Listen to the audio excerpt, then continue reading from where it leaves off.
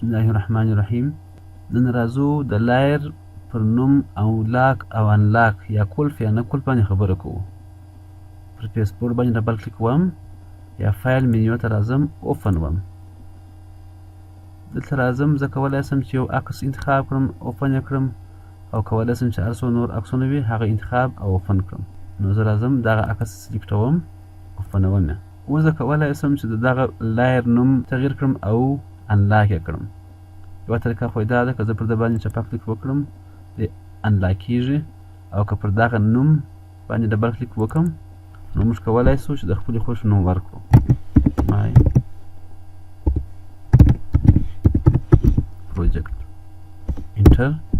اوس موږ د دغه ډاکومنټ نوم هم واوښتی او انلاک هم سو. بیرته راځم فایل منیو ریورډ یا F12 شارټکټ کې دغوم بیرته عکس خپل عادي حالت ته اوړي.